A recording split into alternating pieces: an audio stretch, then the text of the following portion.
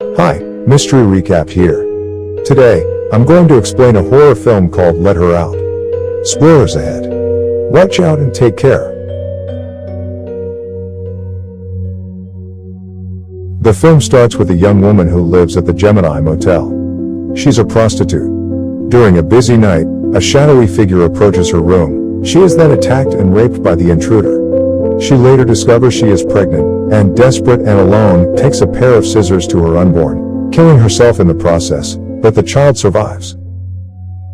Jumping 23 years from the incident, the film shows Helen, who survived her pre-birth assault from her frightened mother. She is now a bike courier living in Toronto with her best friend, Molly. One day, Helen is tasked to deliver goods to her friend's house named Roman. That day is Helen's birthday, so Roman gives her a painting which he claims to be the dark side of Helen. Helen immediately takes the painting home. At her motel, Helen recounts to Molly the story of her mother's death. Molly cares deeply about Helen's condition. Molly is always there to support her as Helen doesn't have any other family. Shortly, Molly leaves the place because she has an appointment with her boyfriend named Ed. As she's returning from the motel, Helen is struck by a car, leaving her seriously injured. Helen is then taken to the hospital. She suffers a head injury and some broken bones. Weeks later, Helen is finally allowed to go home. Molly and her friends start throwing a small party to welcome Helen's arrival. At the party, Helen meets Ed, Molly's boyfriend, who seems interested in her.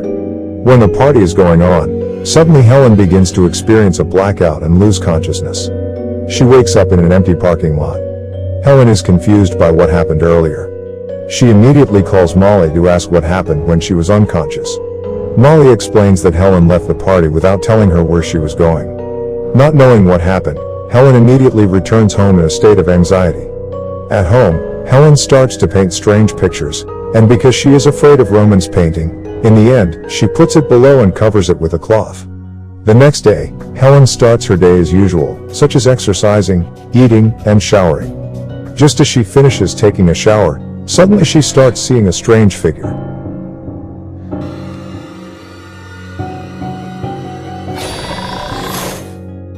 Then, she experiences another blackout and wakes up in front of her friends with an injured foot. Molly and others are confused. There, Molly explains to Helen that she went out using only a towel. For several hours, Helen had disappeared. And returning home, Helen's foot is already bleeding. Helen begins to remove the broken glass from her feet. The next day, Helen and Molly go to a doctor named Dr. Headley to consult about what is happening to Helen. Dr. Headley begins to ask some questions. Helen explains that she is always moving from place to place unconsciously. She was in one place, and suddenly woke up in another. This has happened frequently since the accident. Furthermore, she frequently sees a black shadow. After hearing her explanation, the doctor decides to perform a CT scan on her brain, and the results will be out the next day. Helen immediately returns home and goes straight to bed. In her sleep, she sees fleeting visions of a female figure. Helen wakes up to a call from Dr. Headley. The doctor tells Helen that something strange has happened to Helen's brain. Hearing this, Helen immediately goes to the hospital. There, the doctor explains that they discover a rare type of tumor in her brain. It turns out that another person has lived in her brain all this time. Helen's mother, who earlier stabbed herself in an attempt to end her pregnancy, it turns out, was carrying twins. One of the fetuses was indeed killed in utero, but was subsequently absorbed into the skull of the survivor, Helen. The car accident Helen suffered earlier somehow activated this long-dormant twin who is now growing at a rapid rate and is responsible for Helen's loss of memory and erratic behavior. She now suffers from a syndrome called vanishing twin syndrome, an actual disorder that occurs when a twin disappears in the uterus during pregnancy as a result of a miscarriage of a twin. The twin is then absorbed into the body of the surviving fetus. This results in Helen having two different personas, Helen and her twin sister. Then, the doctor requires her to undergo surgery to remove her twin from her brain. However, she needs to wait 3 days until the surgery. Later at home, she sees the creepy painting given by Roman. The painting suddenly appears on the wall. She thinks that Molly was the one putting it back, but it wasn't. She finally decides to return the painting to Roman. Arriving at Roman's house, Helen sees no sign of Roman. She only sees a footage on a laptop, which turns out to be Helen, who was torturing Roman very sadistically. The footage shows Roman begging for mercy. However, unconsciously, Helen killed Roman. Helen cannot remember any of those. After walking around Roman's house, she also sees broken glass, and she remembers the day she came home with an injured foot. Helen is now convinced that inside her, there are two personas. Sometimes, Helen is in control of her body, but sometimes her twin is in control.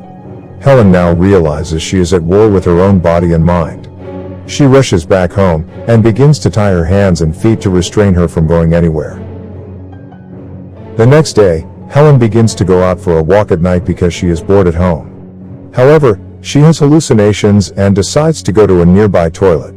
She starts to remove her arm cast and opens the surgical scars on her hands. She is shocked to see another human finger in her hand.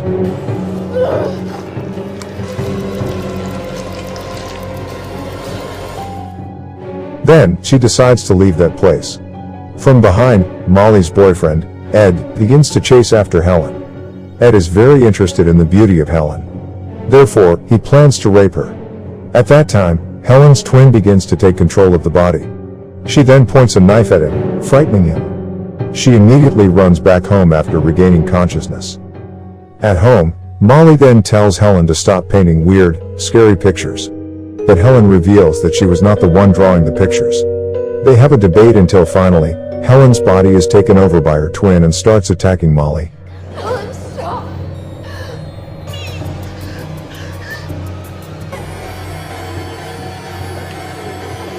When she regains control, she realizes she could have hurt Molly. Eventually, Helen tells Molly to stay away from her. However, Molly refuses, so Helen decides to go away from that place and stay away from Molly. On the way, Helen meets Ed. Ed wants to have revenge because Helen had pointed a knife at him before. Helen begins to explain that she was sick and that she wasn't the one doing all that. Ed doesn't listen to Helen, and he plans to rape Helen. At the same time, her twin sister starts to take control of Helen's body and kills Ed instantly.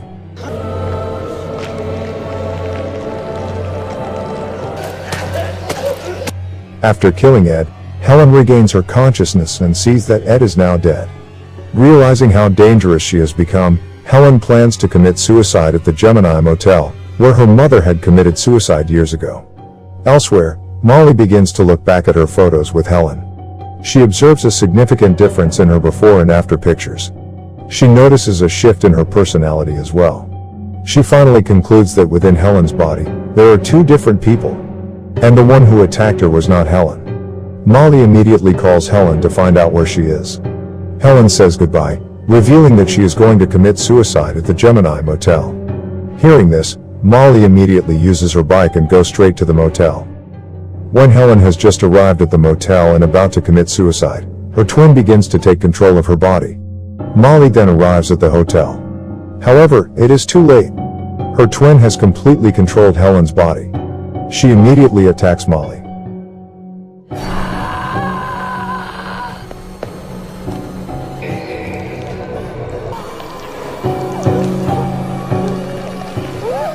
Molly tries to defend herself, and eventually, she is forced to kill Helen. In the final shot, Molly begins to walk home, remembering all her memories with Helen. And that's how the movie ends. Subscribe for more videos like this, turn on notifications, and leave a like to help the channel out. Thank you for watching.